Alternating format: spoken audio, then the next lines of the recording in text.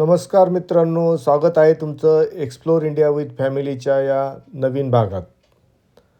आपण नाशिकहून निघालो आहोत एक वेगळा अनुभव घेण्यासाठी बसवंत मधमाशी उद्यानाकडे. आज शहराचा गोंगाट मागे टाकत जसजसं आपण पुढे जातोय तसतसं निसर्ग अधिक जवळ येतोय. रस्त्याच्या दुतर्फा हिरवीगार क्षेत्र, द्राक्षबागा आणि शांत गाव मन अगदी ताजंतवानं करून टाकतात. हा प्रवास फक्त अंतराचा नाही मित्रांनो, तर शहराच्या गजबजीतून निसर्गाकडे जाण्याचा आहे. गाडीच्या खिडकीतून दिसणारी दृश्य आपल्याला क्षणभर थांबवून निसर्गाचा सौंदर्य अनुभवायचा भाग पाडतात. लहान मुलांसाठी हा प्रवास खूपच उत्सुकतेचा आहे. मधमाशी कशी असते, मध कसा बनतो असे प्रश्न विचारत ते आधीच शिकायला तयार झालेत. रस्त्यात येणारी छोटी छोटी गावं, शेती, विहिरी, झाडांची रांग हे सगळं पाहताना आपल्याला आपल्या गावाची आठवण झाल्याशिवाय राहत नाही. आपण आता पिंपळगाव टोल नाका पास करून पुढे निघालो आहे. मित्रांनो, आजच्या धावपळीच्या आयुष्यात असा शांत प्रवास खूपच दुर्मिळ झाला आहे. म्हणून असे क्षण कुटुंबासोबत जपायला हवेत. थोड्याच वेळात आपण पोचणार आहोत बसवंत मधमाशी उद्यानात, जिथे निसर्ग, ज्ञान, अनुभव आपली वाट पाहत आहे. हा प्रवास तुम्हाला आवडत असेल तर व्हिडिओला लाईक करा आणि अशाच सुंदर प्रवासासाठी आमच्या चॅनलला सबस्क्राईब करा आणि शेजारी असलेलं बेलचं बटन पण दाबा, जेणेकरून पुढे येणारे नवीन व्हिडिओचे नोटिफिकेशन तुम्हाला मिळेल व ते व्हिडिओ तुम्हाला बघायला पण मिळतील. आपण पिंपळगाव पास केल्याच्या पुढे पिंपळगाव उड्डाणपुलाच्या साईडला एक सर्व्हिस रोड आहे डाव्या बाजूला. त्या सर्व्हिस रोडनी थोडंसं पुढे गेल्यानंतर पुन्हा एक लेफ्ट टर्न येतो. त्या लेफ्ट टर्नने टर्न केला की आपण जातो उद्यानाकडे. आता आपण निघालो आहे उद्यानाकडे. तर चला, पुढे आपण आता पोचतोच आहे मधमाशी उद्यानामध्ये. तर आज आपण आलो आहोत नाशिक जिल्ह्यातील एक वेगळं निसर्गाशी जोडलेलं आणि खूपच माहितीपूर्ण ठिकाण, बसवंत मधमाशी उद्यान. इथे पाऊल टाकताच आपल्याला जाणवतं निसर्ग किती सुंदर आणि शिस्तबद्ध असू शकतो. लहानशा मधमाशा, पण त्यांचं काम मात्र खूप मोठं. या उद्यानात आपल्याला मधमाशांचे वेगवेगळे प्रकार, त्यांचं राहणीमान, राणी माशी, कामकरी माशी आणि मध तयार होणाऱ्या प्रक्रिया अगदी सोप्या भाषेत समजावून सांगितल्या जातात. मित्रांनो, मधमाशी ही फक्त मध देणारी नसून ती संपूर्ण निसर्गचक्राचा कणा आहे. झाडांची परागीभवन प्रक्रिया मधमाशीमुळेच संपूर्ण होते आणि आपलं अन्न सुरक्षित राहतं. इथे मिळणारं शुद्ध नैसर्गिक मध, तसंच मधापासून तयार केलेली उत्पादनं जसं की मेण, औषधी मध, आयुर्वेदिक प्रोडक्ट्स हे सगळं पाहायला आणि खरेदी करायला उपलब्ध आहेत. लहान मुलांसाठी तर हे उद्यान म्हणजे एक जिवंत शाळाच आहे. पुस्तकात वाचलेली माहिती इथे प्रत्यक्ष डोळ्यासमोर पाहायला मिळते. आजच्या धावपळीच्या आयुष्यात अशा ठिकाणी येऊन निसर्गाशी जोडणं खूप गरजेचं आहे. बसवंत मधमाशी उद्यान हे नुसतं पर्यटन स्थळ नाही, तर शिक्षण देणारं अनुभव केंद्र आहे. जर तुम्ही नाशिकला येणार असाल तर हे ठिकाण नक्की भेट द्या. कुटुंबासोबत, मुलांसोबत आणि निसर्गप्रेमींनी तर आवर्जूनच या ठिकाणी भेट द्यायला हवी. आजचा आपला हा प्रवास निसर्ग, ज्ञान, अनुभव यांचा सुंदर संगम असलेलं ठिकाण म्हणजे बसवंत मधमाशी उद्यानात आहे. आजच्या व्हिडिओमध्ये आपण पाहणार आहोत मधमाशी कशी जगते, मध कशी तयार करते, मधमाशी आपल्या जीवनासाठी किती महत्त्वाच्या आहेत आणि इथे येऊन आपल्याला काय काय शिकायला मिळतं. इथे येताच आपल्याला शांत वातावरण, हिरवळ आणि निसर्गाचा गारवा जाणवतो. शहराच्या गोंगाटापासून दूर निसर्गाच्या सानिध्यात हे उद्यान खास करून मधमाशी पालन आणि नैसर्गिक मध निर्मिती यासाठी प्रसिद्ध आहे.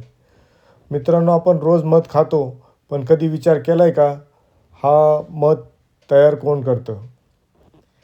ही छोटीशी मधमाशी निसर्गातलं खूप मोठं काम करते. मधमाशांचे खूप प्रकार आहेत. राणी माशी, कामकरी माशी.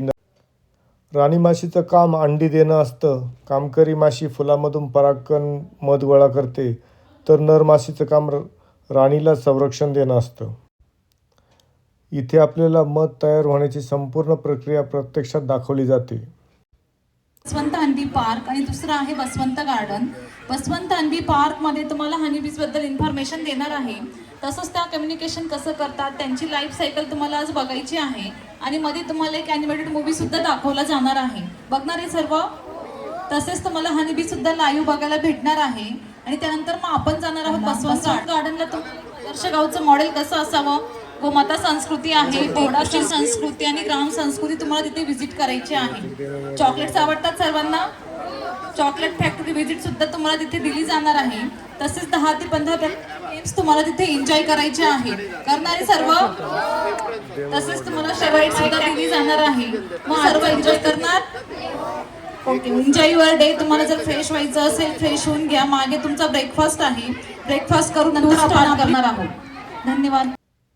कामकरी माशी फुलांमधून मदरस गोळा करते. तो मदरस ती आपल्या पोळ्यात आणते आणि अनेक उद्यान लहान मुलांसाठी तर एक जिवंत प्रयोगशाळाच आहे. इथे मुलांना मधमाशी न घाबरता कशी पाहायची, निसर्गाशी कसं वागायचं, पर्यावरण का जपायचं हे सगळं प्रत्यक्ष अनुभवातून शिकायला मिळतं. आजच्या मोबाईलच्या युगात असं प्रत्यक्ष शिक्षण खूप गरजेचं आहे. मित्रांनो, इथे वेगवेगळ्या प्रकारचे मध पण मिळतं. जंगली मध, फुलांचं मध, औषधी मध, तसंच मधापासून तयार केलेलं मेण, आयुर्वेदिक उत्पादने, नैसर्गिक औषधं हे सगळे उत्पादने आरोग्यासाठी खूप फायदेशीर आहेत. आयुष क्लासेसच्या सर्व स्टुडंटने पुढे यायचं आहे. तुमची आता गाइडेड टूर स्टार्ट होत आहे. आयुष क्लासेसच्या सर्व स्टुडंट. लहान मुलं, आई वडील, आजोबा आजी सगळ्यांसाठी काही ना काही आहे. इथे आल्यावर मन शांत होतं आणि निसर्गाशी नातं घट्ट होतं. मित्रांनो, बसवंत गार्डन, बसवंत मधमाशी उद्यान हे फक्त पर्यटन स्थळ नाही तर शिकवण देणारं अनुभव केंद्र आहे. तुम्ही नाशिक व नाशिक परिसरातील असाल तर नक्की कुटुंबासोबत या उद्यानाला भेट द्या आणि या उद्यानाचा आनंद घ्या व आपल्या मुलांनाही मधमाशी कशी जगते आणि मधमाशीचं जीवन प्रक्रिया कशी असते ही सर्वची माहिती तुम्हाला या उद्यानात आल्यावर मिळतेच. आणि तेथील त्यांचा स्टाफ पण आपल्याला ते समजावून सांगतो. लहान मुलं, आई वडील, आजोबा आजी सगळ्यांसाठी काही ना काही आहे. इथे आल्यावर मन शांत होतं आणि निसर्गाशी नातं घट्ट होतं. मित्रांनो, बसवंत गार्डन, बसवंत मधमाशी उद्यान हे फक्त पर्यटन स्थळ नाही तर शिकवण देणारं अनुभव केंद्र आहे. तुम्ही नाशिक व नाशिक परिसरातील असाल तर नक्की कुटुंबासोबत या उद्यानाला भेट द्या आणि या उद्यानाचा आनंद घ्या व आपल्या मुलांनाही मधमाशी कशी जगते आणि मधमाशीचं जीवन प्रक्रिया कशी असते ही सर्वची माहिती तुम्हाला या उद्यानात आल्यावर मिळतेच. आणि तेथील त्यांचा स्टाफ पण आपल्याला ते समजावून सांगतो. येथे आपल्याला मधमाशीची लाईफस्टाईल कशी असते ते दाखवले आहे. तसेच मधमाशांचे खाद्य काय आहे त्याचीही माहिती दिलेली आहे. पुढे आपल्याला ती परागीभवन कशी करते याची सर्व माहिती इथं बोर्डवरती दिलेली आहे.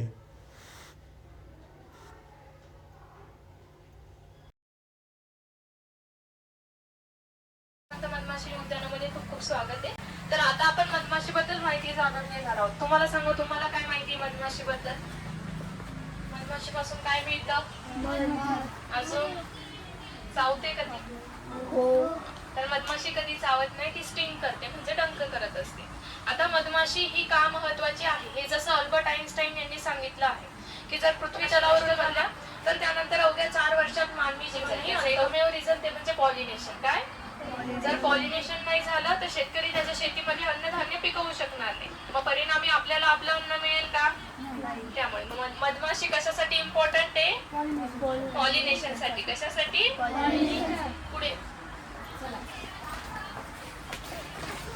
तुम्ही मधमाशांचं पोळं बघितलंय बघा. इकडे पहिलं काय आहे? वर्कर. काय? वर्कर म्हणजे कामकरी माशी, क्वीन म्हणजे राणी माशी आणि ड्रोन म्हणजे नर माशी. एका सिंगल कॉलनीमध्ये 30 to 50,000 वर्कर बीज असतात, 100 to 200 ड्रोन बीज आणि फक्त एकच क्वीन बी असते. क्वीन बी सर्वात मोठी दिसते तुम्हाला, सर्वात मोठी असते. तसंच तिचं आयुष्य देखील 2 ते 3 वर्षांचं. इतर माशांचं आयुष्य हे फक्त 6 ते 8 आठवड्यांचं असतं. आता जी काही राणी माशी असते ना, ती दिवसाला 1000 ते 1500 एवढी अंडी देत असते, त्यामुळे तिला अंडी देणारे यंत्र असे देखील म्हटले जाते. आणि राणी माशी फक्त रॉयल जेली खात असते. काय खाते? आता रॉयल जेली कुठे तयार होते?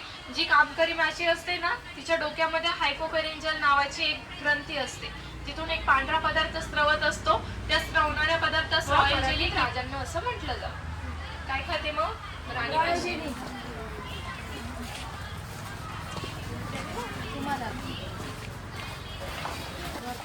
त्यानंतर त्यांच्या कॉलनीचं जेवढं काही काम असतं ते सर्व काही वर्कर बीज करत असतात, म्हणून त्यांना नावच तसं दिलंय, कामकरी किंवा वर्कर बी. जसं पोळ्याची स्वच्छता करणे, लहान नंतर रॉयल जेली तयार करणे, ती राणी माशीला खाऊ घालणे. 21 दिवसानंतर त्या पोळ्याच्या बाहेर पडतात आणि मध आणि पराग जमा करण्याचं काम त्या करत असतात.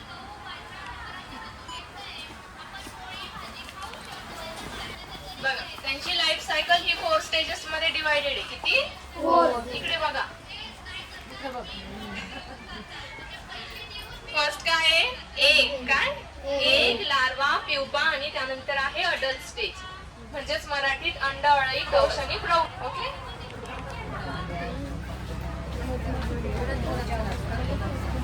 आता मी सांगितल्याप्रमाणे राणी माशी काय खाते? रॉयल जेली सोडून ती तिच्या आयुष्यात दुसरं काहीच खात नाही. पण मग कामकरी माशा आणि नर माशा काय खातात? तर त्यांचं मुख्य खाद्य असतं बी ब्रेड. काय? बी ब्रेड म्हणजे हनी आणि पोलन यांचं मिक्सचर, त्याला बी ब्रेड असं बोललं जातं. बघा, फर्स्ट पिक्चर मध्ये तुम्हाला अंगावर असंख्य असे केस असतात, त्यामुळे हनी बी ही मेजर कंट्रीब्युटर आहे पॉलिनेशन साठी. तसंच त्या सेकंड पिक्चर मध्ये ती येलो सॅक दिसली तुम्हाला, ते आहे पोलन सॅक. काय? त्यामध्ये ती पोलन कलेक्ट करण्याचं काम करत असते.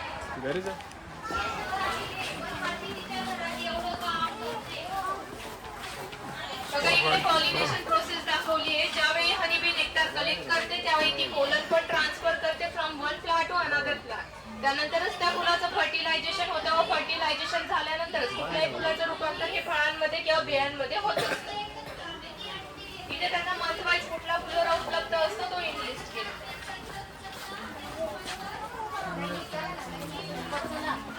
व्यापारी दृष्ट्या मधाचं उत्पादन घेण्यासाठी तो बॉक्स यूज केला जातो. त्याचं स्ट्रक्चर दिलेलं आहे.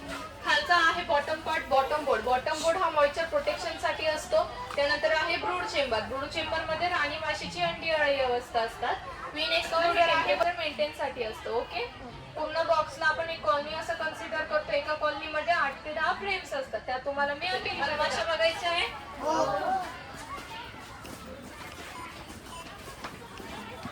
बघा, आपण जसं एकमेकांसाठी काय करतो, आपल्या भाषेचा वापर करतो, बरोबर? तसंच मधमाशा पण त्यांच्या पोळ्यापासून त्यांचा फुलोरा हा किती अंतरावर आहे हे सांगण्यासाठी 3 प्रकारचा डान्स करतात. किती प्रकारचा डान्स करतात? फर्स्ट आहे राऊंड डान्स. कुठला डान्स? राऊंड डान्स केव्हा करणार? ज्यावेळी त्यांच्या पोळ्यापासून त्यांचा फुलोरा हा कमी अंतरावर असेल. जर अंतर वाढलं तर त्या मून डान्स करतात. आणि 100 मीटर पेक्षा जास्त इंग्लिश एप शेप म्हणजेच वॅगल डान्स. किती प्रकारचा डान्स करतात मधमाशा? कुठला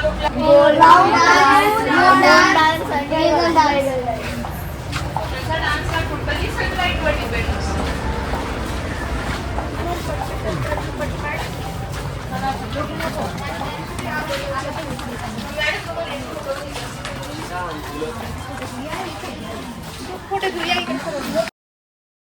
त्यानंतर आहे ऍबडोमेन. त्यानंतर इथे इंटरनल बॉडी ऑफ हनीबी दाखवली. रॉयल जेली कुठे तयार होते? हेडमध्ये. येथे आपल्याला मधमाशीच्या शरीराची आंतररचना दाखवलेली आहे, ती बघा.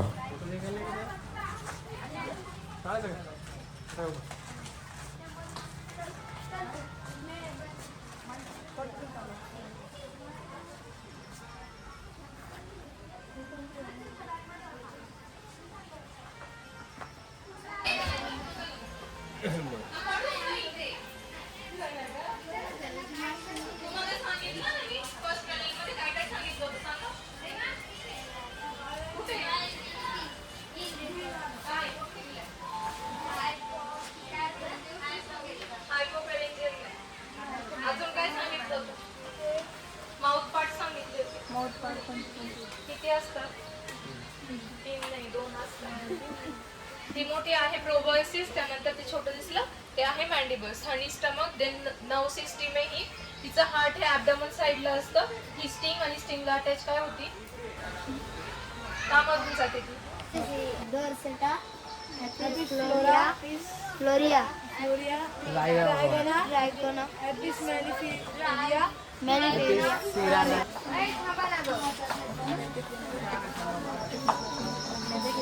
हनीबी पासून आपल्याला काय मिळतं, हनी मिळतं. पण हनीमध्ये पण 2 टाईप्स असतात, मल्टीफ्लोरल आणि युनिफ्लोरल. मल्टीफ्लोरल मीन्स ते सर्व फुलांपासून त्या मधमाशांनी जमा केलेलं असतं, आणि युनि मीन्स येथे आपल्याला मध काढण्याच्या दोन्ही पद्धती दाखवल्या आहे. एक आहे गावठी पद्धत, जी टेंबा वगैरे करून मधमाशांना जाळून मध काढलं जातं. आणि एक आहे आधुनिक पद्धत, त्यामध्ये मधमाशांना कुठल्याही प्रकारची हानी न पोचवता मध गोळा केलं जातं. या आधुनिक पद्धतीमध्ये मधाचं पोळं तसंच ठेवलं जातं, फक्त मधाचा जो भाग आहे आतला तेवढाच काढला जातो. त्यामुळे पोळी तशी राहिल्यामुळे मधमाशी पुन्हा त्यावरती मध जमा करणं सुरू करते. पुढे आपल्याला मधमाशा कशा हाताळल्या जातात हे दाखवलं आहे. तर चला पुढे बघूया आपण मधमाशी कशी हाताळली जाते आणि त्यापासून मध कसं काढलं जातं हे बघूया. पुढे मध संकलन पेट्या ठेवलेल्या आहेत, तिथून ते मध कसं जमा करतात हे आपल्याला दाखवतात. आपल्याला पाहिजे असेल तर आपण ते मधमाशा हाताळू पण शकतो, आपल्या हातात पण देतात ते बघण्यासाठी.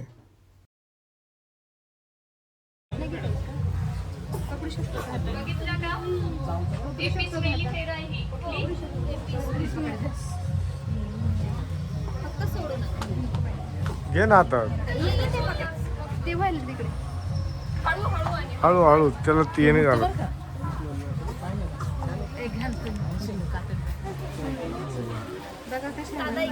ही हात ती वरती येते दादा, ती काही नाही करणार. आपण लावून घेऊ. येथे आपल्याला एक आदर्श गाव कसं असतं याची एक प्रतिकृती दिलेली आहे आणि छान बनवलं आहे त्यांनी तसं. बघा आदर्श गाव कसं असतं.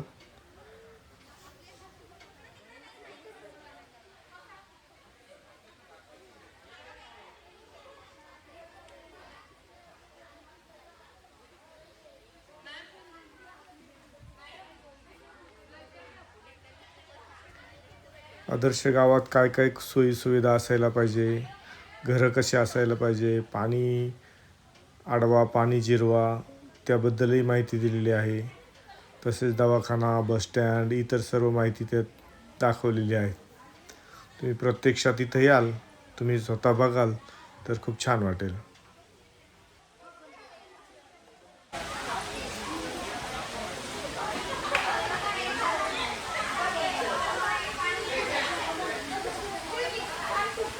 इकडे आपण इकडे फार्ममध्ये आपण ईल्ड वाढवण्यासाठी कशा प्रकारे पॉलिनेशनसाठी कॉलनीज ठेवू शकतो ते दाखवतो.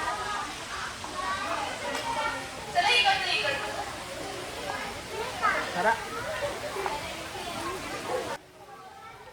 लहान मुले इथं आल्यानंतर इतके रमून जातात की बाहेर निघण्याचं नावच घेत नाही. नंतर आपण पुढे आलो आहे बसवंत गार्डनला. आता बसवंत गार्डनला गेम झोन आहे, तर आपण गेम झोनची माहिती घेऊया. इथे त्यांचं एक आउटलेट पण आहे, तिथून आपण मध वगैरे पाहिजे असेल तर ते घेऊ शकतो. तसं दोन्ही ठिकाणी आहे, तिकडे पण आहे इकडे पण आहे. इथे एक बैलाची झुंज दाखवली आहे, छान वातावरण आहे. नंतर गोमाता संस्कृती म्हणून आहे त्यांचं तिथे बाहेर पण बैल वगैरे दाखवले. गोमाता संस्कृतीमध्ये तिथं गायींची माहिती दिली आपल्याला. आणि ग्रामीण भागात चालणारा आणि दिसणारा एक हे काय म्हणतो त्याला, एक सांस्कृतिक कार्यक्रम. तर जुने लोक पहिलं त्याला आखाडी म्हणायचे, काही ठिकाणी त्याला बोहडा म्हणतात.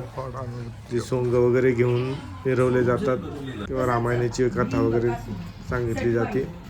त्यातही म्हसोबा महाराजांचं हे दिलं आहे त्यांनी. नंतर वेताळांचे पण पोशाख कसा असतो आणि मूर्ती कशी असते दाखवली. नंतर गोमाता संस्कृतीमध्ये गायींची माहिती दिली आहे. सर्व प्रकारच्या गायी, त्या कुठल्या प्रदेशात आहेत, किती दूध देतात, सर्व माहिती गोमाता मध्ये आहे. तर ही गीर गाय आहे. पुढे आपल्याला प्रत्येक गायीबद्दल माहिती दिली त्यांनी. गाय किती दूध देते, ही गाय कोणत्या प्रदेशात असते. आता ही साईवाल जातीची गाय आहे. त्याच्यानंतर आपल्याला आता ही आहे कांकरेज जातीची गाय. ही एकच अशी गाय आहे की ही आपल्याला नंदी बैल देते. सर्व प्रकारच्या गायी आहेत इथे. सर्व प्रकारच्या गायींची माहिती लहान मुलांना मिळते. आपल्या मुलांना माहिती होतं की इथे काय मिळतं म्हटल्यापेक्षा आपल्या महाराष्ट्रात किंवा आपल्या भारतात गायी कुठल्या कुठल्या प्रकारच्या गायी आहेत, किती दूध देतात आणि ते दिसायला कशा असतात, हे सर्व इथं बघायला भेटतं. त्यानंतर आपलं जे तांगे म्हणतो आपण ते तांग्यांची एक प्रतिकृती त्यांनी दाखवली. तांग्यांची शर्यत कशी असते हे पण छान दाखवलं त्यांनी तसं.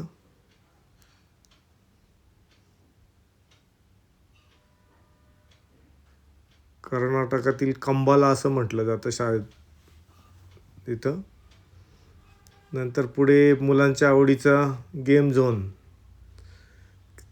आता हे नवीन वाढवलं आहे त्यांनी. पहिलं जे जुनं होतं ते तिकडे छोटं पडत होतं. आता त्यांनी इकडे बाहेर पण वाढवलं आहे. त्यामुळे इकडे गर्दी थोडीशी कमी होऊन जाते आणि छान आहे. त्याच्यानंतर इथे त्यांनी अजून काही ॲक्टिव्हिटी वाढवल्या आहे. म्हणजे इथे होडी आहे,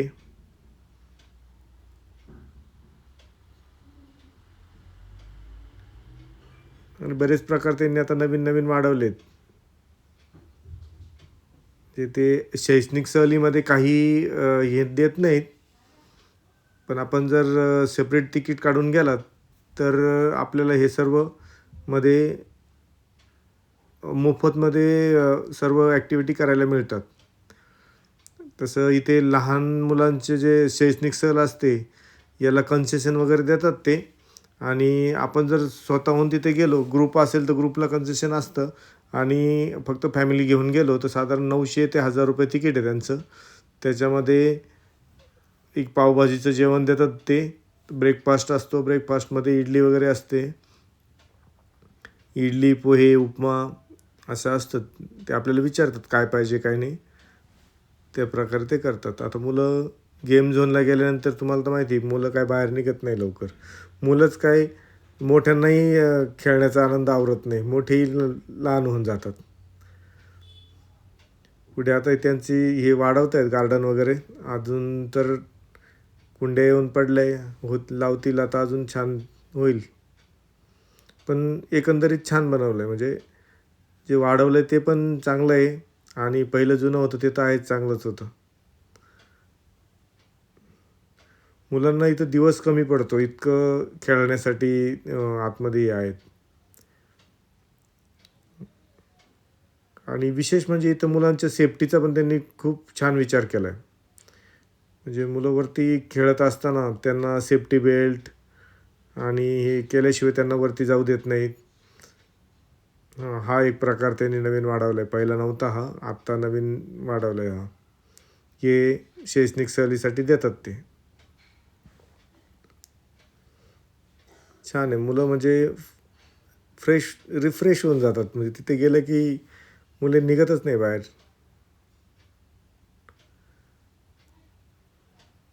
छान. तिथे झाडं वगैरे ती इतके छान आहे की मन प्रसन्न होऊन जातं एकदम. तिथलं आतलं वातावरणच खूप छान आहे. त्यानंतर तिथे मध्ये पण त्यांनी एक सेवरगाव म्हणून एक गाव तयार केलं आहे. तर एक आदर्श गाव कसं असतं की जसं आपल्याला इकडे मधमाशी उद्यानात आहे तसंच इकडे पण आहे. त्यानंतर तिथे मधाचे प्रकार वगैरे कसे, किती प्रकार, काय त्याची पण माहिती दिलेली आहे. इथे एक आदर्श गाव दाखवलेलं आहे. एक आदर्श गाव कसं असावं, त्या गावामध्ये कोणकोणत्या सुखसुविधा असाव्या, एका काल्पनिक मॉडेलद्वारे आम्ही या ठिकाणी दाखवलेलं काय आहे. त्याची पण माहिती तर या दिलेली आहे. गावाला सेवरगाव असं नाव आहे. तर हे आहे सेवरगाव. ते पूर्वा केमिकलचं सेवर प्रोडक्ट आहे ना, त्याच्यावरून त्यांनी या गावाचं नाव सेवरगाव दिलं असं त्यांनी आम्हाला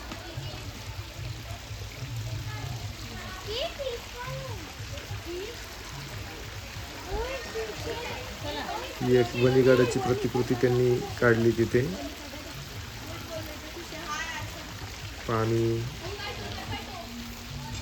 एक पाणी अडवा पाणी जिरवा कसं असतं हे दाखवलं. एका गावाने पाणी अडवल्यानंतर त्यांची किती प्रगती झाली आणि एका पावसाचं पाणी वाहून गेल्यानंतर त्यांची प्रगती किती झाली हे दाखवलं आहे. ते छान वाटतं. अगदी ॲक्च्युअल पाणी कसं असतं असं हे दिसतंय की जसं असं वाटतं प्रतिकृती आहे असं वाटतच नाही. असं वाटतं की आपण मोठ्या झऱ्याच्या जवळ उभं आहे किंवा एका धरणाजवळ उभं आहे. इथं त्यांनी ही सेवरगावचीच प्रतिकृती आहे.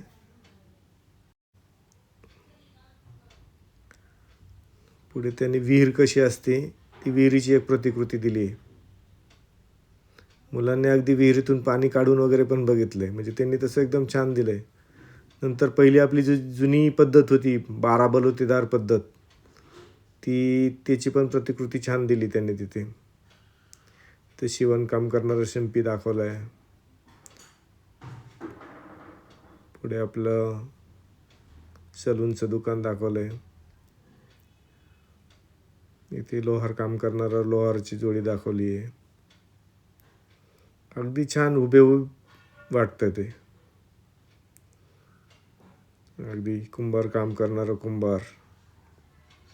म्हणजे मुलांना अगदी हे आता बघायला मिळत नाही आहे, पण तिथे गेल्यानंतर संपूर्ण माहिती मिळते. संपूर्ण काय जुनी कशी 12 बलुतेदार पद्धत होती ती बघायला मिळते. ही फुलाचे काम करणारी माळी. त्यानंतर इथं आतमध्ये परत एक गेम झोन आहे. हे जे जुनं गेम झोन आहे हे मोठंच आहे पहिलं. इथं गेम झोनची माहिती दिली त्यांनी. नियम वगैरे काय कसे सर्व सांगितलं आहे त्यांनी. आणि छान वाटतं. म्हणजे मोठ्यांनाही खेळता येईल असे गेम आहेत इथे. मोठेही खेळतात तिथे. आमची मुलं खेळतात वरती.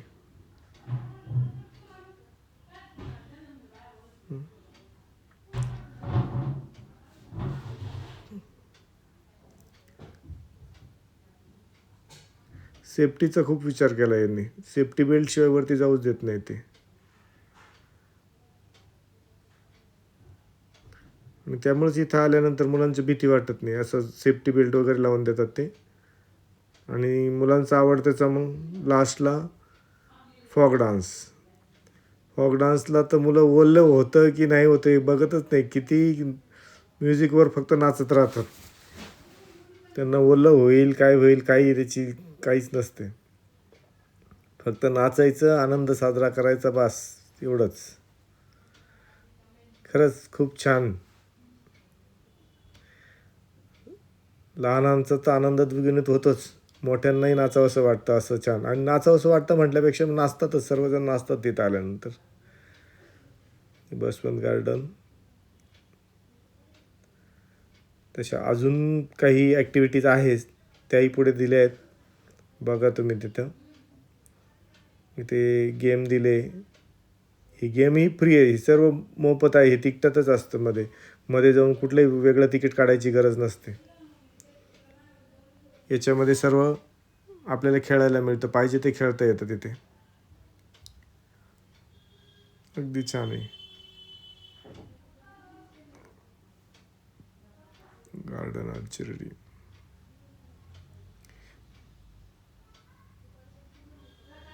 तुम्ही एकदा या, एकदा भेट द्या. छान वाटेल तुम्हालाही.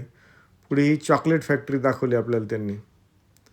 चॉकलेट कसं मिक्सिंग होतं, चॉकलेट कसं तयार होतं. त्यानंतर कोटिंग करतो. आता तुमच्या हातातलं चॉकलेट तुम्हाला एकदम कलरफुल दिसतंय का वेगवेगळ्या कलरचं? कारण की ते वेगवेगळे फ्लेवर आहेत. स्ट्रॉबेरी, मँगो, ऑरेंज, पिस्ताचे वेगवेगळे फ्लेवर आपले काही. म्हणजे आपण इथे ना स्ट्रॉबेरीचा जाम बनवतो, केचप बनवतो. केचप जाम माहिती असेल ना प्रोसिजर, मागच्या सेटअप मध्ये चालते. आणि हे जवळचे 2 मशीन दिसतात तुम्हाला, हे फिलिंग मशीन आहे आपली. मग मागे प्रोडक्शन घेणार आणि फिलिंग या मशीन मध्ये करतो आपण. हॅलो 1 नंबरचं सेक्शन दिसतंय तुम्हाला, ऑरेंज कलरचं मशीन दिसतंय कुठे? त्या मशीन ते सेक्शन आणि प्रोसेसिंगचे आणि माहितीये का सर्वांना? कोण देतो आपल्याला? आणि मधमाशांपासून जे आपण मध गोळा करतो त्याचा. चला पुन्हा भेटूया.